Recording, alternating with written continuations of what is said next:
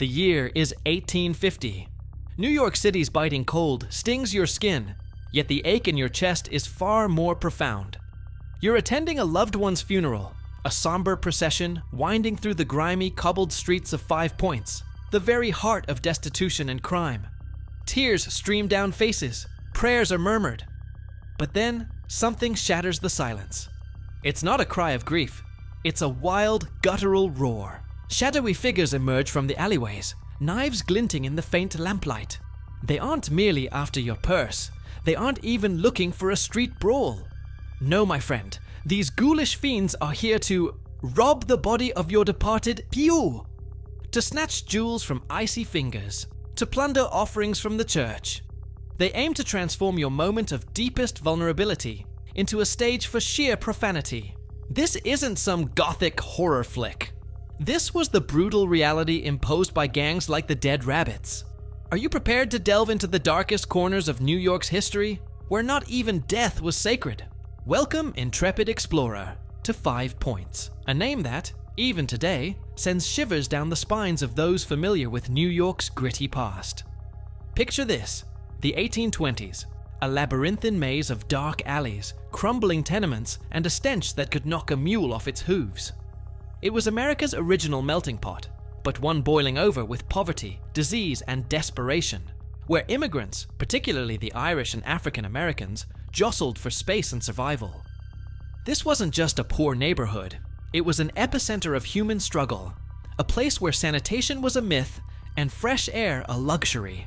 Families crammed into single rooms, entire buildings teeming with humanity, each person fighting tooth and nail for their next meal. The sheer density, coupled with the brutal realities of immigrant life, created an environment ripe for every imaginable vice and crime to fester. Now imagine a city without an effective police force. Seriously, try to envision it. In 5 Points, law enforcement was either non-existent or hopelessly corrupt, often both. Bribes were commonplace, and justice was a concept reserved for those with the deepest pockets. This gaping void of authority meant that the streets were, quite literally, a free-for-all, where only the strongest or the most cunning survived the day. Survival, you see, wasn't just about finding food or shelter. It was about protecting what little you had, about carving out an identity in a world that seemed to want to crush you. The desperation was palpable, a thick, suffocating fog that clung to every brick and cobblestone.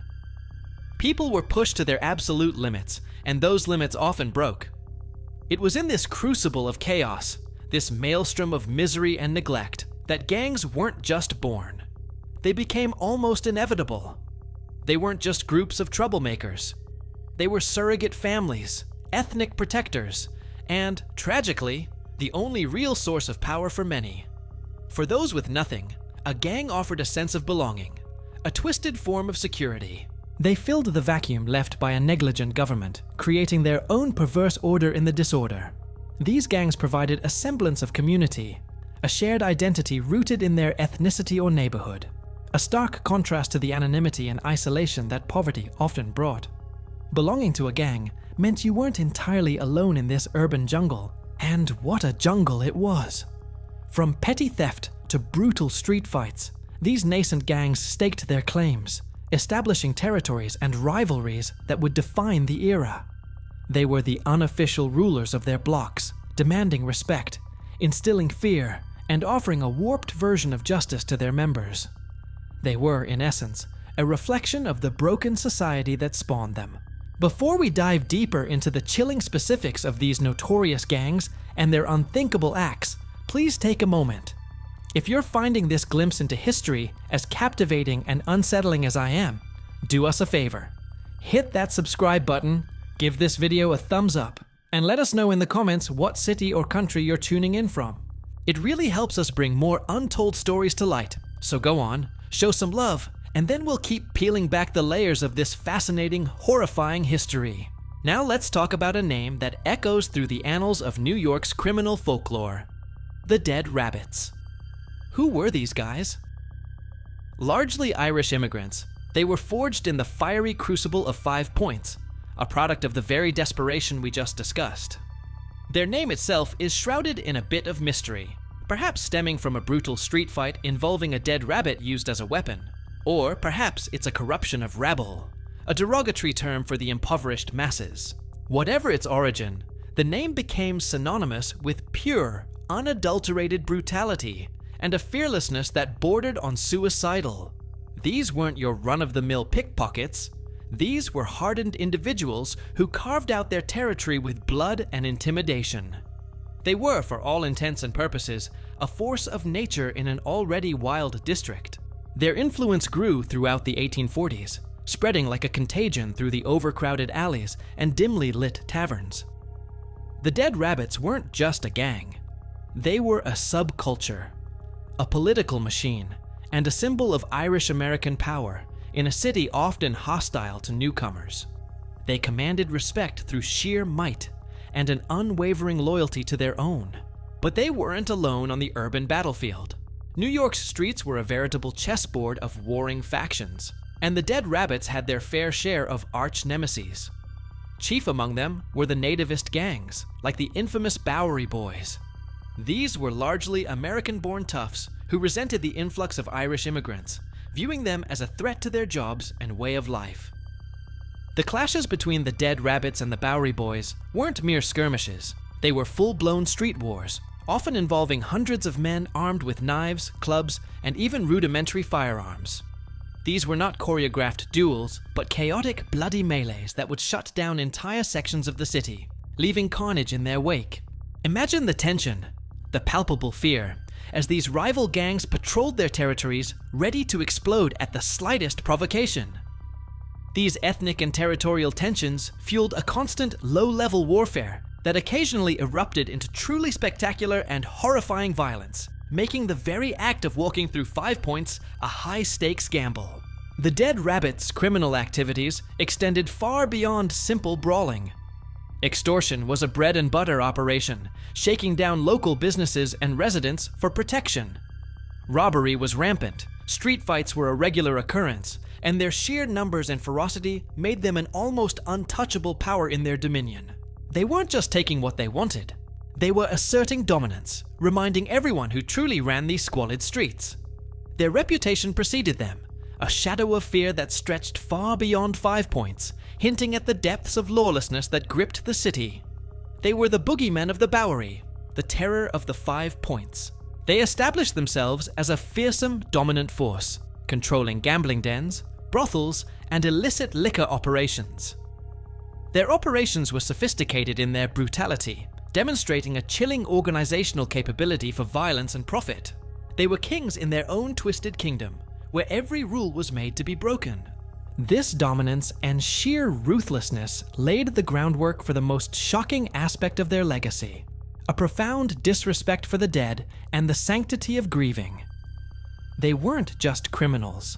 They were profaners, pushing the boundaries of what society deemed acceptable or even imaginable. And that, my friends, leads us to an even darker chapter. Before the Dead Rabbits started their direct desecrations of mourning, there was an even more macabre antecedent shadowing New York's graveyards: the resurrectionists.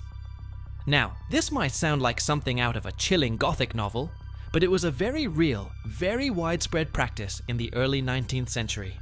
We're talking about grave robbing, plain and simple. But who were these ghoulish entrepreneurs, and why were they digging up the recently deceased? The answer, as grisly as it sounds, lay in the burgeoning medical schools. Surgeons and anatomy students desperately needed cadavers for study and dissection, but legal channels for obtaining bodies were virtually non-existent. Supply and demand, even for the dead, was a powerful force. So, a dark, clandestine market emerged.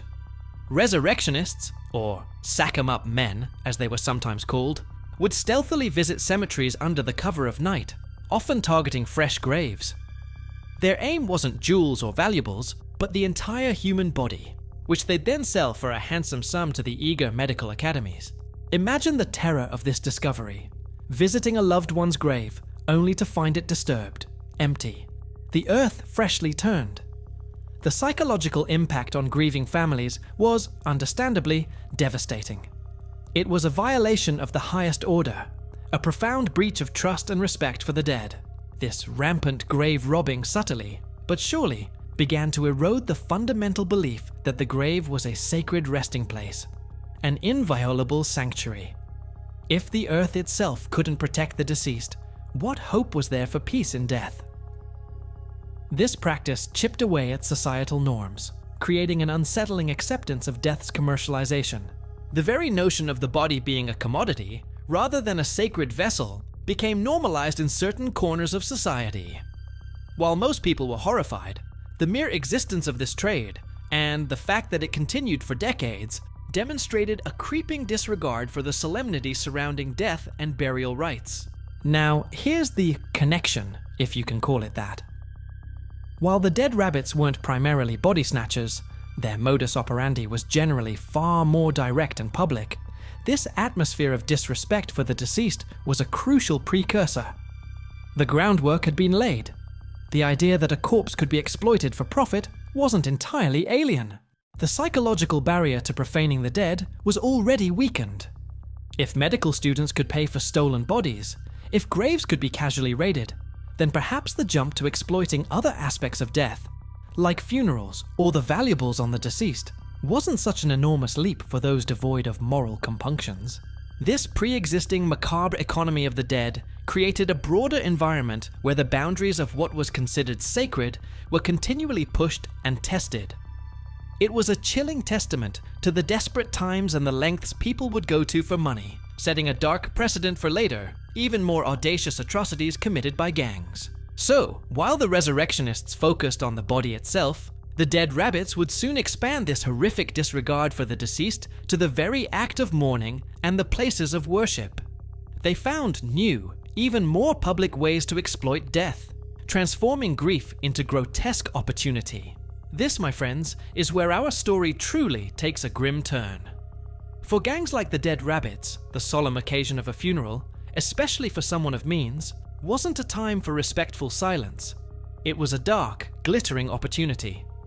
The procession, moving slowly through the streets, became a moving target, an open invitation to the unscrupulous. Consider the scene. Mourners, often dressed in their finest attire, displaying their best jewelry as a sign of respect and status. A widow's pearls, a gentleman's gold watch chain. These weren't just accessories. They were potential currency in the eyes of a starving, desperate gang member. The bereaved were, by definition, wearing their wealth. Furthermore, the act of a funeral procession meant people were out of their homes, often leaving their residences vulnerable to simultaneous break-ins. But even more critically, the sheer vulnerability of the mourners themselves was a huge factor. Drowning in grief, emotionally shattered, they were far less likely to resist an attack. How do you fight back when your spirit is already broken, your mind consumed by sorrow? The gangs understood this psychological advantage perfectly. They knew that grief rendered people defenseless, making them easy targets for a swift, brutal strike. It was a cynical calculation of human weakness. The tactics employed were as sudden as they were savage. Picture this: a funeral cortege, perhaps turning a corner into a dimly lit alley, when suddenly, chaos erupts. From the shadows, figures emerge, overwhelming the stunned mourners. It wasn't always a coordinated plan. Sometimes it was a spontaneous outburst of opportunism, but always devastating. And here's the truly horrifying part. It wasn't just about the living. These depraved individuals would sometimes target the very coffin itself, during or even after the procession. Imagine them attempting to pry open the lid, or even just reaching in to snatch rings from the cold, stiff fingers of the deceased, or jewels pinned to funeral shrouds. The idea of reaching into a coffin, violating the body of someone's loved one for a mere bauble, is almost too grotesque to contemplate. Yet it happened. This wasn't merely theft. It was a profound act of profanity, a direct assault on the most sacred bond between the living and the dead. The impact of such an attack went far beyond the material loss. The psychological trauma inflicted on those who witnessed or endured such a violation was immeasurable. To have one of the most sacred, private moments of life, the farewell to a loved one, desecrated in such a brutal fashion, was to forever scar the soul. It wasn't just physical violence, it was a deep spiritual wound. The memory of their loved one would forever be tainted by the image of their funeral being torn apart by desperate, remorseless thugs. It left a profound sense of horror, of utter disbelief that humanity could sink to such depths. These acts of profaned mourning weren't just crimes. They were declarations of power, a chilling testament to the absolute lawlessness that pervaded parts of New York City. They showed that in this brutal world, nothing, not even death, was beyond exploitation. The sanctuaries, however, were next. Our journey into the heart of darkness now leads us to the very houses of God. If funeral processions were fair game, then churches, the ultimate symbols of sanctuary and faith, were certainly not immune to the predatory gaze of gangs like the Dead Rabbits. These were not just quick snatch-and-grab operations during services, though pickpocketing and purse snatching were certainly commonplace during crowded masses. No, the profanation extended to brazen, often violent, night invasions. Imagine the silent, shadowed interior of a church after hours, typically a place of peace and quiet contemplation, suddenly invaded by men with nefarious intent. These weren't subtle, professional thieves. They were often crude, forceful, leaving behind not just missing items, but a sense of defilement. So, what exactly were these ruthless opportunists looking for in these sacred spaces? Anything valuable, really. Prized chalices and ciboria, often crafted from gleaming gold or silver, were prime targets. Other valuable liturgical objects, crucifixes, and religious artwork, particularly those not securely fastened or too large to be carried, were also on their hit list. And let's not forget the offertory. The collection plates, filled with the hard-earned pennies and dollars of the faithful, represented a direct financial gain. Money meant survival, and for gangs operating on the fringes of society, every coin counted, regardless of its source or sanctity. It was a pragmatic, albeit unholy calculation. This wasn't just common theft. It was an act of profound defiance. Attacking a place of worship was a direct challenge not only to the law, but to the very fabric of society's moral and religious beliefs. It was a statement of utter disrespect, a chilling demonstration that nothing, absolutely nothing, was sacred to them. It was an act of raw power, a testament to their complete indifference to the values held dear by the vast majority of people. For a gang to violate a church wasn't just about the loot. It was about demonstrating their reach, their untouchability, their brazen contempt for societal norms and spiritual boundaries. The psychological ripple effect was immense. If churches, supposedly inviolable bastions of safety and solace, could be desecrated, then where could one truly feel secure? This practice amplified the already pervasive fear and insecurity, creating an atmosphere of generalized anxiety among the city's inhabitants. The feeling of vulnerability intensified. People not only feared for their physical safety and their possessions, but also for their spiritual peace. The very sanctity of their faith felt under siege, assaulted by forces that seemed to answer to no higher authority than their own brutal desires. This relentless assault on both the sacred and the sorrowful contributed to a deep, collective scar on the psyche of New York City. The Dead Rabbits weren't just criminals.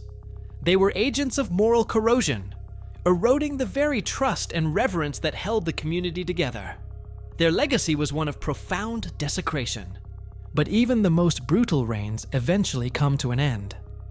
The forces of societal change and a growing demand for order would gradually begin to chip away at the seemingly impenetrable fortress of gang rule, eventually leading to their decline, but not before leaving an indelible mark. The Dead Rabbits and other Five Points gangs weren't just operating in a vacuum. They were integral to the chaotic social landscape of 19th century New York. Their reign of violence reached one of its most terrifying climaxes during the 1863 draft riots, a week of unimaginable civil unrest that gripped the city and exposed its deepest, ugliest fissures. While the riots weren't explicitly about funeral desecrations, they served as a horrifying testament to the sheer scale of chaos and destructive power these gangs could unleash. Many Dead Rabbits members, fueled by anti-government sentiment, nativist rage, and a general thirst for mayhem, were deeply involved, contributing to the widespread looting, arson, and violence. Imagine the city engulfed in flames, racial tensions exploding, and the streets becoming a battleground between angry mobs and overwhelmed authorities. This was the pinnacle of the lawlessness that gangs had helped cultivate, a stark illustration of how close New York came to complete societal breakdown. The sheer audacity and widespread nature of the riots, however, also signaled a turning point. It highlighted the desperate need for more effective law enforcement and social reform. The city, traumatized by the violence, began to realize that the old ways of dealing with crime simply wouldn't cut it anymore. Change was inevitable. Gradually, but inexorably, the power of these gangs began to wane. A significant factor was the increase in professional policing. The creation of more organized, better trained police forces, like the New York Municipal Police, began to systematically dismantle the networks of crime that had thrived in the shadows for so long. Urbanization also played a crucial role. The varied landscape of Five Points, with its dark, winding alleys and dilapidated tenements, was gradually targeted for demolition and redevelopment. The physical environment that had nurtured these gangs, providing them with safe havens and ambush points, was slowly erased. Social reforms also started to take hold. Efforts to alleviate extreme poverty, improve sanitation, and provide better opportunities for immigrants, though slow and imperfect, began to address some of the root causes of gang formation. When people had more to lose, the appeal of gang life diminished. So, while not a sudden dramatic end, it was a gradual chipping away at their power, influence, and the very ground they stood on. The era of the Dead Rabbits and their ilk, though historically significant, was coming to a close, replaced by a new, albeit still imperfect vision for urban order. The legacy they left behind, however, was profound. The image of those years of terror, of mourners being assaulted and churches being plundered, remains a dark chapter in New York's history. It's a chilling reminder of how close a great city came to being entirely consumed by its own darkest impulses. Yet, from this brutal period, New York eventually emerged, bruised but resilient, slowly rebuilding not just its physical infrastructure, but also its social fabric. The lessons learned from the mourning profaners and the chaos of 5 Points continue to echo, shaping the city's identity and its relentless pursuit of order and progress. The Dead Rabbits and the gangs of 5 Points weren't merely common thugs, were they? They represent a raw, chilling chapter in American history, a stark mirror reflecting the depths of despair and barbarity that can erupt when society's fundamental structures falter. The image of a funeral procession violently interrupted, of churches profaned, of honest grief transformed into a grotesque opportunity for crime, remains an indelible scar on the very soul of New York. This story, unsettling as it is, forces us to confront a profound question. What truly happens when unrelenting poverty and the crushing absence of hope corrode even the most sacred bonds of humanity? It's a stark reminder that beneath the veneer of civilization, primal instincts can resurface with terrifying force if not contained. It tells a tale of vulnerability exploited, of faith mocked, and of basic human decency utterly disregarded. The brazenness with which these gangs operated, preying on people at their most defenseless, speaks volumes about a society struggling to find its moral compass amidst rampant corruption and neglect. This history reminds us quite powerfully that civilization is an incredibly fragile construct. Order and compassion are not inherent. They are, in fact, precious commodities that must be relentlessly defended, nurtured, and actively upheld. Otherwise, the shadow of the mourning profaners can, and indeed will, darken our most vulnerable moments once more. We hope this deep dive into New York's shadowy past has been as thought-provoking for you as it was for us to create. Thank you so much for watching and sticking with us through this unsettling journey. What aspect of this story shocked you the most? Drop your thoughts in the comments below. We genuinely love to hear them and engage with you. If you found this historical exploration compelling, please consider subscribing to our channel for more untold stories. Give this video a big thumbs up to help us reach more history enthusiasts, and we'll catch you in the next fascinating, perhaps even terrifying chapter of history.